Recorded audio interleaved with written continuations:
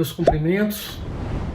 Eu vou conversar com vocês hoje sobre uma questão mais fundamental, não sei se é fundamental dentro da ordem jurídico-constitucional, a mais fundamental de todas. Eu particularmente acho que sim, porque eu quero falar com vocês um pouco sobre o princípio da dignidade da pessoa humana, ou o princípio da dignidade humana. Eu quero falar sobre isso também em razão de algumas conversas que eu tive durante essa semana, algumas coisas que me foram faladas, e eu queria falar com vocês sobre isso. Queria começar falando sobre o artigo 1º da Constituição, antes da gente chegar propriamente no parágrafo 4º. Eu vou fazer uma leitura aqui do artigo 1º, que diz o seguinte: a República Federativa do Brasil, formada pela união indissolúvel dos estados, municípios e distritos, constitui um estado democrático de direito e tem como fundamentos a soberania, a cidadania, a dignidade da pessoa humana, os valores sociais do trabalho, da livre iniciativa e o pluralismo político. O parágrafo único fala que todo poder emana do povo, que exerce seus representantes eleitos ou diretamente nos termos da Constituição. E nós temos, sem querer fugir do tema, uma questão ligada a tanto a democracia representativa quanto participativa, tá certo? Bom, então, já no artigo 1º ele estabelece que se constitui o Estado Democrático de Direito. E quais são os fundamentos do Estado Democrático de Direito? Obviamente a soberania e a cidadania. Em terceiro lugar, a dignidade da pessoa humana, porque evidentemente não se constitui nenhum desses outros elementos sem ela. Quer dizer, soberania e a cidadania, sem que a dignidade da pessoa humana seja devidamente respeitada, não faz o menor sentido, não é possível, né? Nós estamos vivendo dentro de uma realidade, né? Quer dizer, os valores sociais do trabalho e da livre iniciativa e o pluralismo político. Tudo isso para constituir o Estado Democrático de Direito, e ele se assenta, portanto, na dignidade da pessoa humana. O que a gente percebe assim, de imediato? Que o princípio da dignidade da pessoa humana, que está no artigo 1º, ele não está, por exemplo, elencado entre no artigo 5º, por exemplo, os direitos fundamentais. Ele está ali não como um direito fundamental, depois eu vou explicar isso. Ele está muito além disso, melhor dizendo, muito acima disso tudo, porque os direitos fundamentais estão contidos nele. Os direitos fundamentais defluem desse princípio. Ele é um princípio basilar e um paradigma hermenêutico também. É um paradigma constitucional inarredável, um paradigma hermenêutico muito forte, um paradigma constitucional. Não há como estabelecer o Estado Democrático de Direito sem a observância desses princípios e, sobretudo, sobre isso. Os direitos fundamentais positivados na Constituição, principalmente aqueles que estão ali no artigo 5º da Constituição, eles vêm desse princípio basilar, que é a dignidade da pessoa humana, como se fosse um feixe saindo lá de dentro.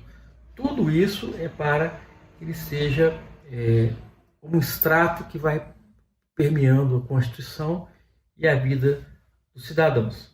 Essa questão, eu gostaria de esclarecer, que é muito complexa e muito mal entendida. Ela provém, né, aqui para nós no Ocidente, da doutrina cristã. Porque uma vez que se reconhece, através da doutrina cristã, o homem como sendo criado em imagem e semelhança de Deus, ele, obviamente, é possuidor de um status de dignidade que merece ser reconhecido. Não um homem, não outro homem, não um ser humano, mas todos os seres humanos. Teilhard de Chardin, na sua obra O Fenômeno Humano, ele diz o seguinte, agora eu vou ler para vocês. Na verdade, duvido que haja para o ser pensante minuto mais decisivo do que aquele e que, caindo-lhe as vendas dos olhos, descobre que não é elemento perdido nas oscilações cósmicas, mas que uma universal vontade de viver nele converge e se hominiza. o homem, não centro estático do mundo, como ele se julgou durante muito tempo, mas eixo e flecha da evolução, que é muito mais belo.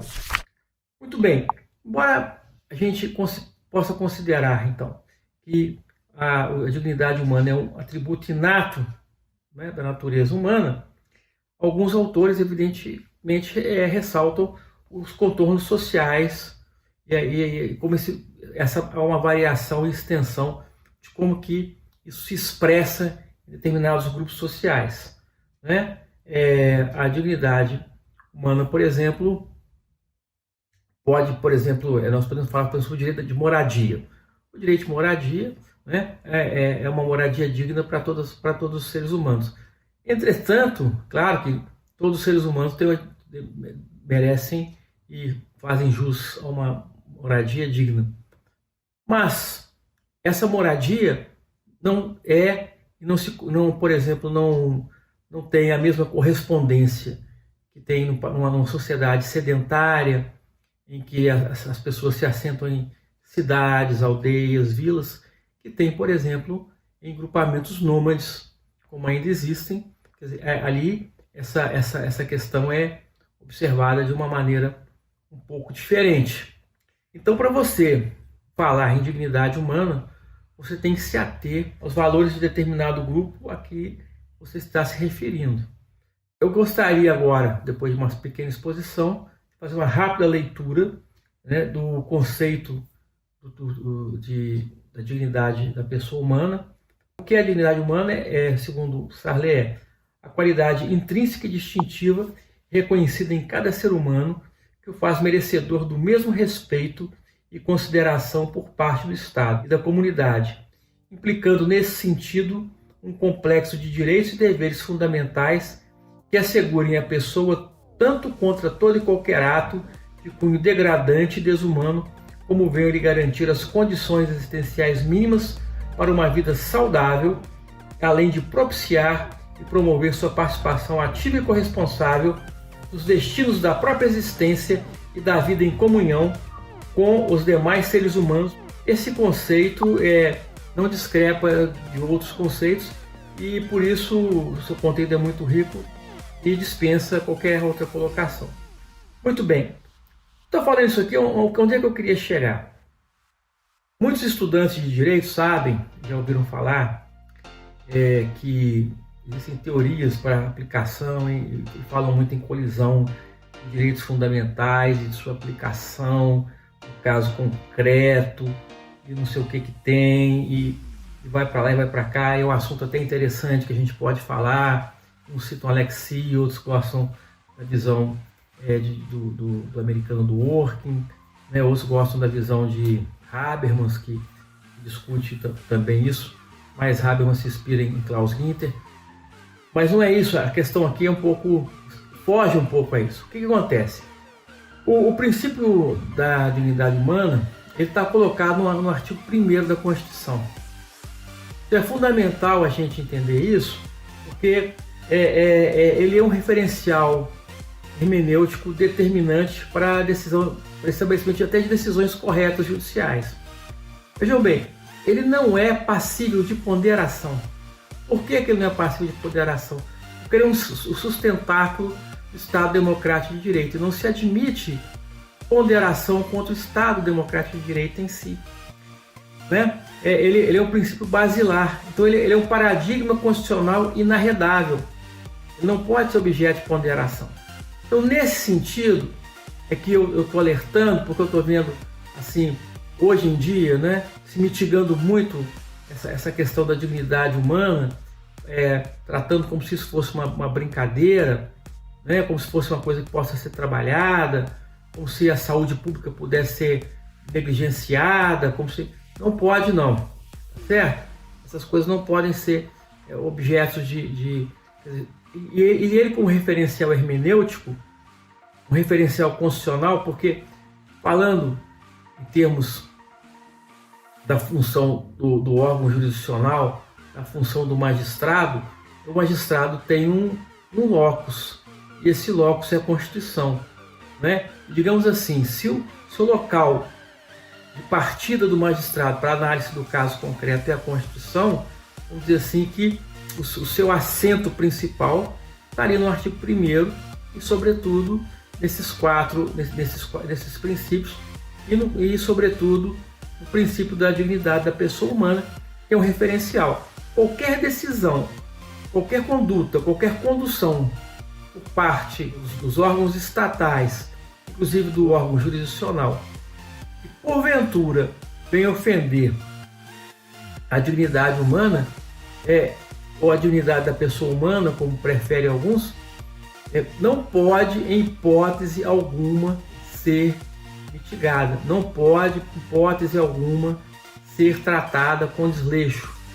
A decisão, existe uma pretensão de correção nas decisões judiciais, e essa pretensão passa pela observância absoluta do princípio da dignidade da pessoa humana. Eu espero que esse vídeo, que ficou um pouco mais longo que os outros, mas é uma coisa muito importante, possa ser compreendido e que ele possa esclarecer uma série de dúvidas que me levantaram, e se não for o suficiente, eu estou a postos para responder. É só apresentar sugestões que eu estou aqui para isso. Muito obrigado e até breve.